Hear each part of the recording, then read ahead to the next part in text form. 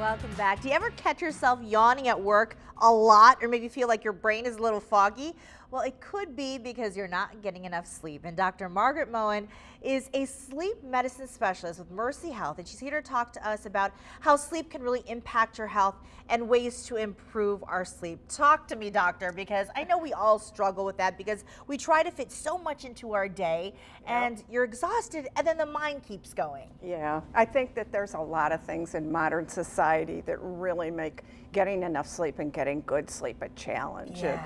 It can be hard to kind of unplug from everything, give yourself some wind down times, and there should be a barrier between your day, active, brightly lit, moving all the time day versus dark, quiet at night. Yeah. And everything you can do to make your night and day more different and create those boundaries can help us sleep better. That's a good point, you know, because now more than ever, everyone's got their smartphones, Yep. right? And so there's apps on your smartphones that can tell you when to prep for bed, but you still got the smartphone there, and it's really, really bright. Yeah, so the general rule of thumb is electronics in the bedroom are a bad idea because they're distracting, distracting to sleep. That's what they're there for, to get our attention. Sure. And that takes away from sleep. Even the clock can be a really bad addition to the bedroom. If you look at the clock at all after your desired sleep time, you are probably not sleeping as well as someone who just doesn't check the clock. Okay. And if you're getting tweets or texts or phone calls in the middle of the night, that can be really distracting. Also, not to mention that light is really very, has a big impact on quality of sleep. And especially to be able to wind down and go to sleep, we should be in the dark and we should be getting ready for sleep. So bright light actually goes right through the eyeballs to a section in the brain that involves this biological clock, their circadian clock. And how we fall asleep, our biological clock has to be ready to go to sleep. And if you've been in a brightly lit environment or looking at a blue screen in particular, you've just sent the wrong message to the brain to help prepare you to get to sleep. So then it can be very hard. Okay, so give me maybe the top 3 things that we can start practicing in order to get that sleep that we really need.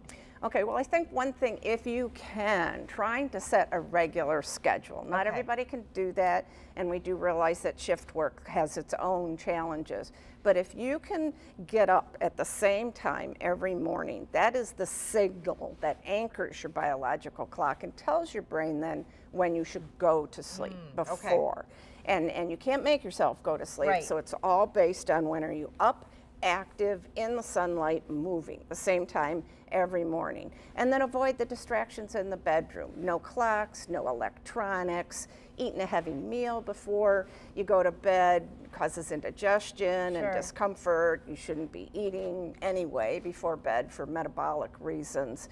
And just a quiet, dark, cool environment is best for sleep as well. All right, easier said than done sometimes, right? Yes, I can, It does take practice. Now you actually have an opportunity for people to learn more, right? Yes, yes, we have Mercy Health, we have the sleep clinic, and we also do some cognitive behavioral therapy training for people too, which is basically trying to teach people to train their brain to be a better sleeper, maybe after years or decades of poor sleep, trying to shake those old habits and get your brain responding differently to sleep. Oh, I love it. Thank you so much for sharing details. Okay.